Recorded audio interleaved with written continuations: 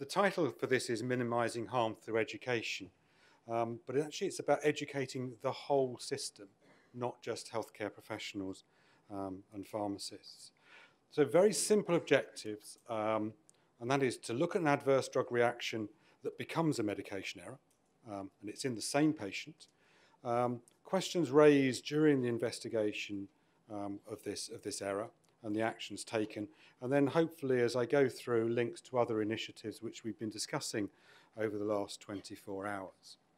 The first warning I should give is I'm looking at an incident that is 15 years ago, but it is a death.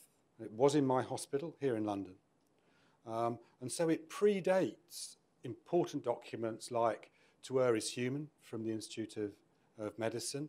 It predates Organisation with a Memory, which started off clinical governance in England, and it predates the National Patient Safety Agency.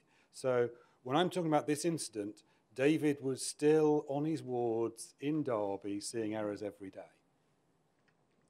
And it also raises another issue that David and others have touched on, including me yesterday, around where the organisation sits where an error happens, and its professionals and the regulators.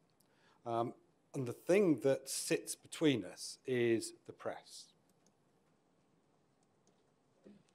So, is this not?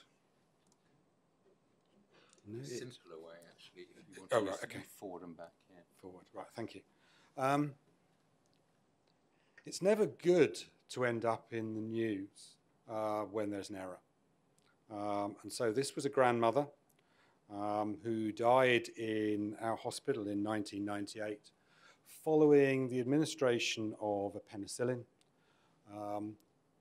where there was clear indication on the medication chart that she'd had an anaphylactic reaction to penicillin before, and she had a red wristband saying that she was allergic. But in fact, the story for this lady starts 2 years earlier, also in our hospital, because she actually collapsed in the grounds of our hospital, having been prescribed a penicillin by her GP. And so we actually saved this lady the first time, and then she died the second. And when you see things like this, there are some other words that are around, because this is the second day. This is the after the coroner's inquest had given a verdict. But on the right-hand side there, you say from the day before, because this case went on for some time at the coroner's court, it said patient given killer dose despite warning. That also appeared as a headline on the Daily Mail the morning of the coroner's inquest. And in the bottom corner there was the comment from the family. This tragedy should never have happened, and it has cost us not only our mother, but their father as well, because the father committed suicide a few weeks after this. So it is a very tragic story. On the face of it, it looks as though it is a very simple error by both the doctor who prescribed the penicillin and the nurse who administered it. But it's far from that. And I think the issue for regulators is how do they get enough information around medication errors to help us as practitioners and patients avoid them in the future. And just simply reporting this, and we did report this as an ADR at the time, as a medication error, probably wouldn't give the amount of information that you need to start looking at how you tackle it again. My medical director at the time was always one for taking every opportunity. So if the press was there, he was going to say something in front of them. And what he did was wave a box of Augmentin, because it was Augmentin, which is the product that involved here, criticising the fact that the labelling was inaccurate in terms of professionals and patients knowing what it contained. And we've already had the discussion around font sizes, brand image, and everything else. And you would struggle to find on a pack of Augmentin at that time the fact that it contains amoxicillin. And at the same time, the warnings were just starting to come onto a pack of peanuts that says contain nuts. And yet here was something else with a potent allergen that we were unwilling to take action against. So what we decided was that we would raise this with the regulators. Now, as I said to you before, this instance started in 1998, but the coroner's court case didn't happen until 2000. You might say, what happened in the middle? Well, what happened in the middle was the coroner saw the medication chart, they saw the notes, they saw that the patient had a red wristband, and they referred the case to the police. So for just over a year, the doctor was being investigated for manslaughter. So this wasn't just a tragedy for the patient and their family. This was a tragedy for the two healthcare professionals involved who didn't go to work on that day to harm a patient. So the question you may ask, well, why did it happen? And that's always difficult. And just out of curiosity, I pulled this off of the MHRA website. And this gives all the spontaneous reports from amoxicillin, which is obviously the penicillin content of augmentin, both as a multiple active and a single active ingredient. If you wish to take the time and use Google, not that I would ever recommend people use Google, you can go through in English language and you will find more cases of penicillin deaths than are on here, which just shows you some of the problems with spontaneous reporting. So the questions that were raised when we did this, and this was a small multidisciplinary team who did some sort of investigation that we couldn't call root cause analysis because we didn't know what that was, were procedures not followed? Did the doctor and nurse know that augmentin contained a penicillin? So was there a knowledge gap? Was the packaging fit for purpose? And given the frequency of this ADR, and I'd imagine all the clinical professionals in this room have seen penicillin prescribed for a penicillin allergic patient. Every single one of us. We've seen it multiple times. Were there any additional safety barriers that could be introduced to minimise risk? So as I said, we did raise the issue with the regulatory bodies in the industry. And in fact, the industry raised it with us even sooner, because no sooner had Brian Ayres walked out of the coroner's court and addressed the BBC News. He walked back to St Thomas's, which is probably about 15 minutes, and there on his fax machine was a fax from the medical director of the pharmaceutical company concerned, assuring him that all the labelling, font sizes and everything else were in accordance with both UK and EU regulations, missing the point. So what we were saying is, it should say contains a penicillin, which I should add the labels now do. The approved name coamoxiclav isn't clear enough for anybody that it contains a penicillin. Font size for the important information, in this case, the chance of reading that it contained amoxicillin was pretty remote. Augmentin was in really big font, coamoxiclav was in really big font.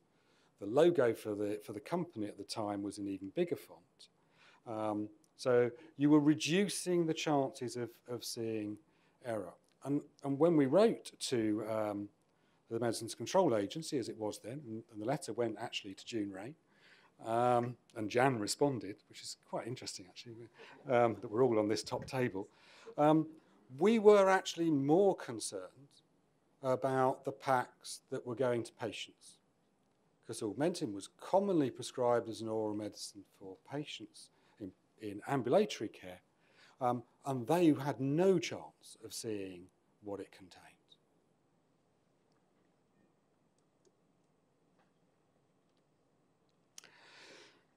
So we did think about doing some other barriers and everything else, but what precipitated a range of change, and my colleague Alice Aborn, who works with me at Guy's and St Thomas's on patient safety, it's interesting how things happen, but we had another incident 10 years to the day from when Mrs. Oliver was given the fatal dose of amoxicillin. This time the patient didn't die, fortuitously in some ways because there happened to be an anaesthetist on the ward who could intubate, but they had step-up care to intensive care. And at that point we decided we had to do far more than we'd been doing before, and so we sort of blitzed a communication campaign across the organisation. So this logo and everything else came up on front of everybody's screens as they logged in the morning. We use a card which is attached to every clinical professional's lanyard. This happens to be mine, which tries to remind people about penicillins and also tells them what they need to avoid and what they can give. And we also started to try to engage with patients because some of the problems are the recording of the allergy. Because you get, and Jeffrey used the word commission, if you reinforce people's impressions enough times that people are allergic to penicillin, you give them penicillin, they have no problem, then there is no problem with allergy to penicillin. And it's a sort of circular argument again. And the discussion with patients to get what will be an accurate history of allergy is really important. And then the importance of sharing information about allergy between professionals and between care settings. Because in a lot of cases, and if you go back to Mrs. Oliver's case, everybody was aware. Actually, when she was in surgery, the surgeon had made a decision not to give antibiotics because she was allergic to penicillin, decided the field was clean, didn't give it, but didn't pass that information on. So everyone just thought that the antibiotic had been forgotten, and therefore the chase was on to prescribe it with fatal consequence. And then as I said, in empowerment, what can the patient carer do directly is subject to a research project that Alice is currently running. There are opportunities from Europe. There's the potential to look at the patient information leaflet, and Jan mentioned how important that is, to raise important issues within there. There is the risk management schemes with the new black triangle. There's PRAC, but how it deals with the signals that come from medication errors is not yet clear.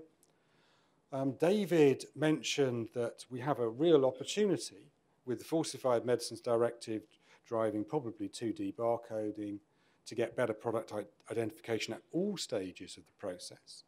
And there's also the issue around cross-border healthcare. Because if a patient in the UK that knows that they're allergic to penicillin gets co-amoxiclav in the UK, it will say contains penicillin. That's not necessarily going to be the same in every European country they visit. And this one's for Barbara, actually. This is another death from penicillin. This is one where if all else failed, blame the patient. This is a case where, once again, a GP was being accused of manslaughter. And one of the defences was that the doctor had to repeat questions to this very elderly couple because they couldn't hear very well and had looked confused when she'd asked if he'd suffered any allergies. And I think that's where I will finish, but with one quote, because I know Jeffrey likes quotes of all sorts, but this one is in English, I'm afraid. Thank you very much.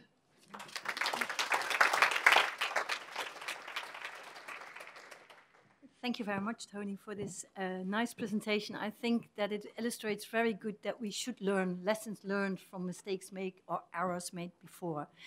Other questions? Yes, please. Ciara Kirk from, I work as a drug safety coordinator in Tala Hospital in Ireland, and also I'm part of the Irish Medication Safety Network.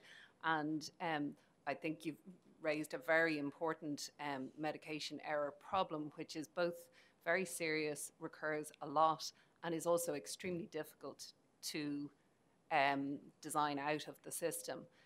Just if people are interested in it, we've just published 2 documents on the Irish Medication Safety Network website. So an alert and then a briefing document, which is in more detail on this issue. But it is a difficult one to find a solution that's going to stop this happening again. Yeah, to add that, David, Alice and colleagues in the UK are doing work with NICE to do the same, because it is a really complex issue. And only last week we had another incident. No harm, but there's lots of these with no harm. Thank you. Are there any other questions? Oh, Josie. Oh. Hello, Françoise. Hello, Tony. Françoise Charnizonek from ESNO. Thank you very much, Tony, for this very good illustration. Well, what I wanted to tell is this: nevertheless, it is a theory, and we have the daily practice. And we know that a lot of factors may disturb this practice, and cognitive failures, for example, and that you can be interrupted in your prescription. You can be interrupted in the task, and that may a cause of medication error. I think it's quite very important that in our organization, in hospital or in home care setting, we really create the environment that will ensure common sense, simply common sense, to have the possibility to think and to react.